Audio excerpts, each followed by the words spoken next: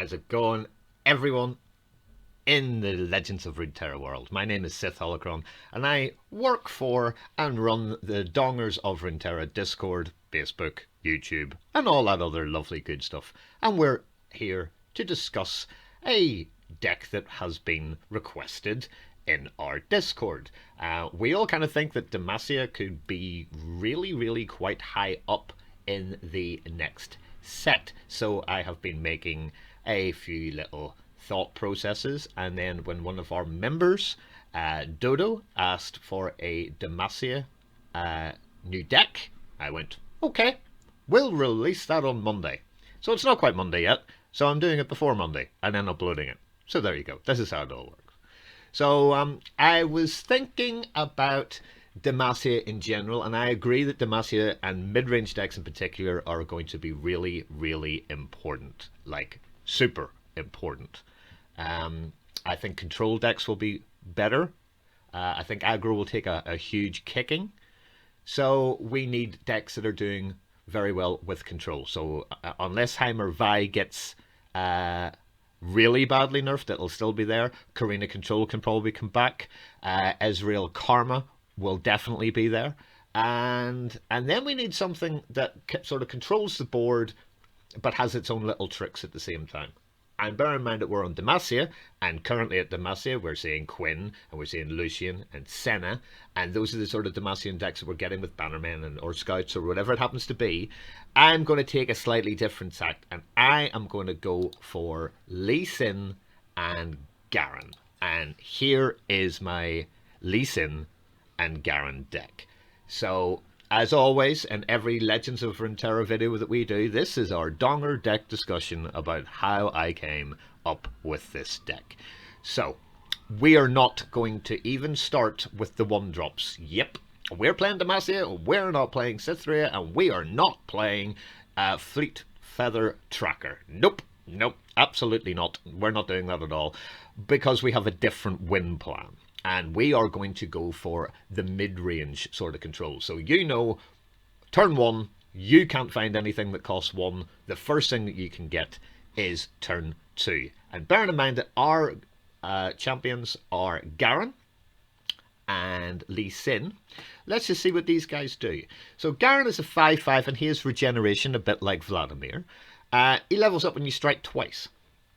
And once you get that, every round start, you rally, which I am falling in love with as a keyword. It is just so good that you get to attack in the attack that you're not meant to be attacking on. That can be fantastic. All you've got to do is keep people alive, and that's pretty good. And the fact that he can strike all battling enemies. If you pull a second one, that's his champion spell. That's pretty good. So there's a very good reason why teamed them up with Lee Sin. So cast a spell, give me Challenger. If you cast another, give me Barrier. And once you've cast 7+ spells, you move up to a 4/7, and then you Dragon's Rage every enemy, which means you're kicking it into the Nexus, you're killing it, you're getting a little bit of extra damage in. It's fantastic. The double kick is totally brilliant. Lee Sin is great, but he's not really being seen that much in the meta. He was slightly there for about a week before people went, nope, we're not quite good enough. This, I'm not too sure if it's good enough either, but let's go through the deck. So if we're doing Lee Sin, actually the first 2 cards were the first 2 cards on the drop. I know I'm going to be playing a lot of spells, so let's just have a little look up here. We're running 19 spells to 21 units, with the 6 champions, Garen and Lee Sin, both being 3 each. So I want the Lee Sin sort of package. So we're going for Claws of the Dragon. Automatically summons if you've played 2 spells this round. If you have Lee Sin out, you will probably wanting to be dropping 2 spells. You also get this 3/2 for free, saving the 2 mana. So if you put in, say, a single combat, there we go, you're getting a Claws of the Dragon for free. Then that runs into Eye of the Dragon. So at the start, if you've cast 2 spells last round, you summon a Dragling, that's a 2/1, with Lifesteal, because we need to keep our Nexus in a healthy state until we get down to rounds 6, 7, and 8, where this deck really should begin to start shining. So, the thought processes of you're playing Demacia, what cheap, good spells do we all have? And I instantly went to Ionia, because I think Retreat in this deck could be fantastic. So it costs 2, and then you get a fleeting return that costs 1 to put back a unit that costs 3 or mana less straight back onto it again. So if you're about to die, retreat it, bring it back for the 1. As long as you've got the 3 mana, it is perfect. You've also then Challenger and Barriered Lee Sin, which is pretty awesome for 3 mana. Obviously, because we're playing Demacia, we are running 3 single combats, which are all fast, which can then aid leveling up Garen and leveling up Lee Sin, and hopefully you can see the thought processes of why these are in here. And then I thought, wouldn't it be really fun if Garen, this big, beautiful man, actually had Challenger, and he just takes a 1-1 or a 2-1 and smacks it to death? So, you can do that. So I've put in 3 Sonic Waves. This is going to be the name of the deck. I'm going to change it from Lee and Garen to Sonic Garen, because that's a far better name than Lee Garen. It sounds like somebody you went to school with. The fact that you can, for 2 mana, give an ally challenger this round, and then you create a fleeting... Look at this. If you have another mana, you give any ally at all +2 power. You've just leveled up Lee Sin. Like that, for 3 mana. Just like Retreat. For 3 mana, it's a leveled up, fully bounced Challenger and Barrier Lee Sin. So we're all going for the same sort of things each time. Obviously, we are in Ionia, so 3 Shadow Assassins. We don't need to even say why. They're just far too good for 3 mana and elusive. And then this card struck me. Now, this is not played that often in many Demacia decks, but this is the Vanguard Redeemer. Common card, cheapest chips to get. When I'm summoned, draw a unit if an ally died this round. Let that sink in for a second. We're going to have things dying. When you summon it for 3 mana, draw a unit if an ally died this round for a 3/3/3.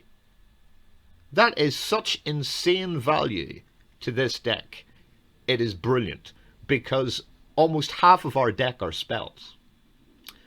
And we need units on the board to stay alive. We don't have any 1-cost units.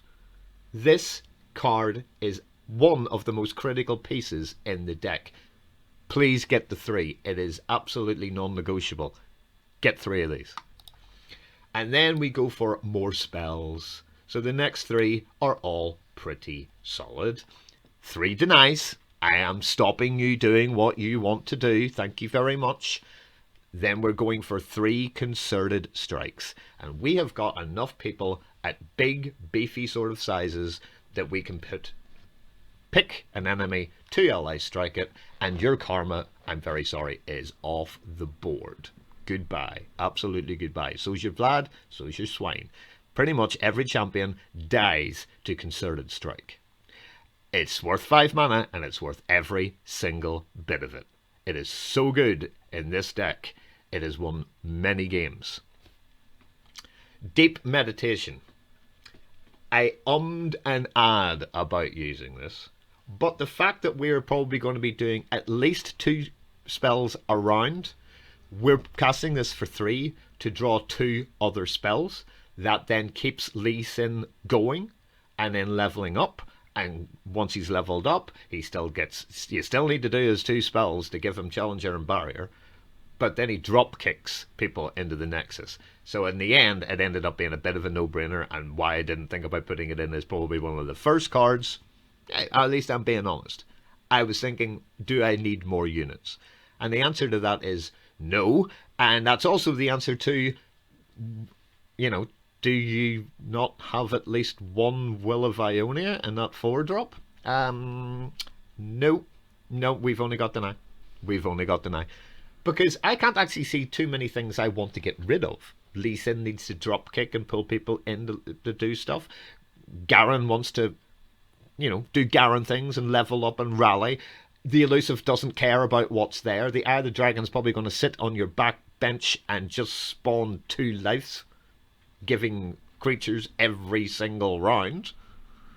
Why on earth are we going to waste 4 mana and be mana inefficient or inefficient by playing that card?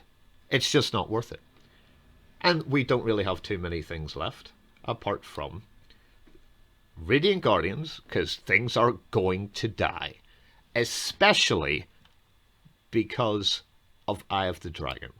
So this little thing is ephemeral. You can use it as a blocking unit, you can use it to attack, but once it goes bop, well, then we're getting the Radiant Guardian with a 5 lifesteal and tough if an ally died this round. And she is just amazing. Like, she is just an amazing card that keeps our Nexus up near 20 most of the time that you drop her. And my final card, even though it's been nerfed, is one Unyielding Spirit. If you're not playing against Ionia, where there's nothing like a Deny or anything like that at all, this card wins you the game, and it's still good. Yes, it's now fast instead of burst. It should be fast instead of burst. But for 8 mana, for a non-dying Garen, or a non-dying Radiant Guardian, or a non-dying Lee Sin, and those are the only 3 that you play this on, the game is completely over, and you have won. GG's. Thank you. We win. So this is my Sonic Wave Challenger Garen Demacia deck. Dodo, I hope you like it. I hope you guys all like it as well. The deck code will be in the pinned comments underneath. So will be a free invite to come and join us at the Dongers of Runeterra Discord. I guess that's pretty much everything that I need to say about this deck. This is a Donger deck discussion. We have discussed the deck. Is it going to be something post 1.6 patch that can be tier A? It's not S tier. I know it's not that at all. But all decks start with a concept, then you play it, and then you change cards. Guys, this is my new Demacia concept. Lee Sin seems to be quite a good character to go with. So, as we always say, thumbs up, subscribe if you haven't, and Dong is out.